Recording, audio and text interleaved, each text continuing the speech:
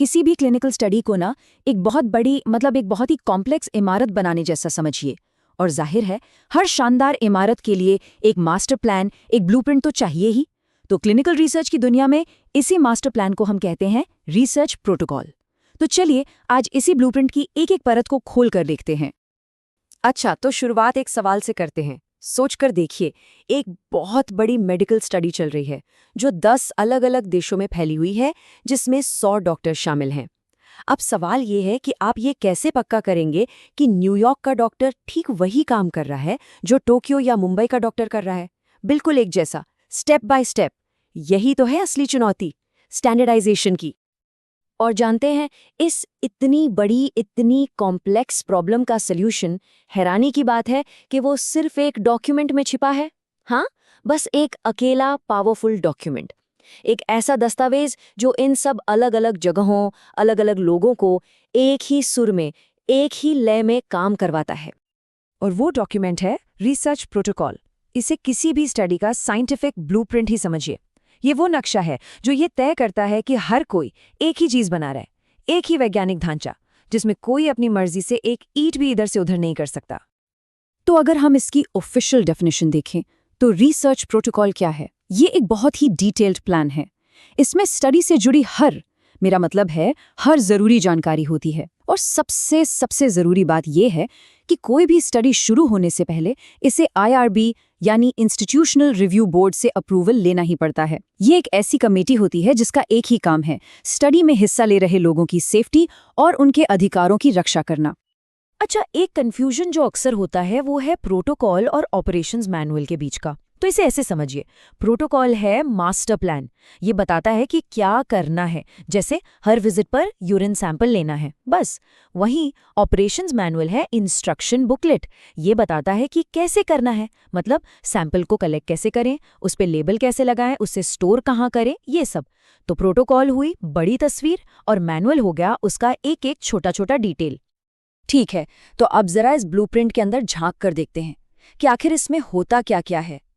देखिए, एक अच्छा प्रोटोकॉल जो होता है ना, वो स्टडी से जुड़े कुछ बहुत ही बेसिक लेकिन सबसे जरूरी सवालों का जवाब देता है। और इसे समझने का सबसे आसान तरीका है इन 5 सवालों को याद रखना। क्यों, कौन, क्या, कहाँ और कब। क्यों मतलब स्टडी का मकसद क्या है। कौन यानी स्टडी में कौन लोग हिस्सा लेंगे।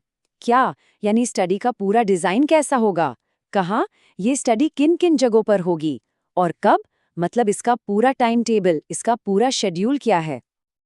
अब इनमें से जो क्या वाला हिस्सा है ना, यानी स्टडी डिजाइन, उस पर थोड़ा और ध्यान देते हैं, क्योंकि ये प्रोटोकॉल का दिल है, उसका कोर है। यहीं बताया जाता है कि हम कामयाबी को नापेंगे कैसे, जिसे एंड पॉइंट्स कहते हैं। मतलब हम ये देखेंगे कि दवा ने ट्यूमर को छोटा किया या मरीज की जिंदगी बढ़ाई। यहीं ये भी लिखा होता है कि किसी भी तरह के बायस यानी पक्षपात को कैसे कम किया जाएगा, जैसे रैंडमाइजेशन या ब्लाइंडिंग के तरीकों से, जिसमें मरीज या कभी-कभी डॉक्टर को भी नहीं पता होता कि असली दवा किसे मिल रही है। और हाँ, एक और बहुत जरूरी चीज, वो नियम जिनके तहत किसी पार्टिसिपेंट को स्टडी से बाहर किया जा सकता है, वो भी यहीं लिखे होते हैं। अब शायद ये लगे कि इतनी सारी डिटेल्स, इतने सारे नियम, ये सब सिर्फ कागजी कार्रवाई तो नहीं है। नहीं, बिल्कुल नहीं। इन सब का एक बहुत बड़ा, एक बहुत ही गहरा मकसद है। प्रोटोकॉल में लिखी हर एक छोटी से छोटी बात के पीछे 2 बहुत ही फंडामेंटल वजह होती हैं। और वो 2 वजह हैं। पहला, स्टडी में हिस्सा लेने वाले हर एक इंसान की सेफ्टी, उनकी सुरक्षा। और दूसरा, ये पक्का करना कि जो भी डेटा हम इकट्ठा कर रहे हैं वो वैलिड हो, साइंटिफिकली मजबूत और भरोसे के लायक हो। और ये दोनों चीजें ना एक दूसरे से जुड़ी हुई हैं। सोचिए, बिना सेफ्टी के किया गया साइंस तो अनैतिक है, और बिना भरोसेमंद डेटा के की गई स्टडी का तो कोई मतलब ही नहीं है, सब बेकार। लेकिन जिंदगी की तरह ही विज्ञान भी हमेशा एक सीधी लकीर में नहीं चलता। क्या होता है जब आपको अपने सबसे अच्छे बने बनाए प्लान में बदलाव करना पड़ जाए? कभी-कभी ऐसा करना जरूरी हो जाता है। ऐसे ऑफिशियल बदलावों को कहते हैं प्रोटोकॉल अमेंडमेंट या संशोधन। ये कोई ऐसा वैसा बदलाव नहीं है, ये एक पूरी फॉर्मल प्रोसेस है। किसी भी चेंज को पहले लिखकर IRB को भेजना पड़ता है, और जब तक, मैं फिर से कह रही हूं, जब तक वो इसे मंजूरी न दे दें, तब तक इसे लागू नहीं किया जा सकता। इससे ये पक्का हो जाता है कि हर बदलाव को बहुत ध्यान से परखा गया है।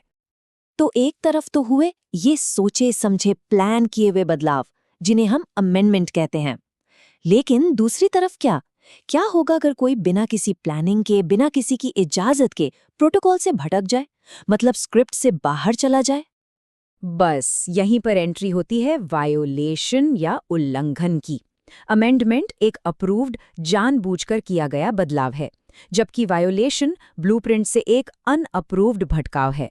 मान लीजिए किसी डॉक्टर ने अच्छी नियत से ही सही किसी मरीज को प्रोटोकॉल में लिखी डोज से थोड़ी अलग डोज दे दी। ये एक वायोलेशन है और इसके नतीजे काफी सीरियस हो सकते हैं। तो फिर सवाल उठता है कि जब कोई इस ब्लूप्रिंट से बाहर निकल जाता है, जब कोई वायोलेशन होता है, तब क्या किया जाता है? ऐसा क्या सिस्टम है जिससे नुकसान को कम से कम किया जा सके और स्टडी की ईमानदारी भी बनी रहे? इसके लिए एक बहुत ही क्लियर 4 स्टेप की प्रोसेस है। स्टेप नंबर 1 और सबसे ज़रूरी, पार्टिसिपेंट की सेफ्टी। सबसे पहले उसे देखना है। उसके बाद जो भी गड़बड़ हुई है उसे पूरी डिटेल में डॉक्यूमेंट करना है। फिर इसकी खबर स्टडी के हेड और स्पॉन्सर को दी जाती है और आखिर में IRB को बताया जाता है। लेकिन याद रखिए, सेफ्टी हमेशा हमेशा सबसे पहले आती है। तो अब हम इस सब को एक साथ जोड़ते हैं। आखिर ये प्रोटोकॉल इतना ज़रूरी क्यों है?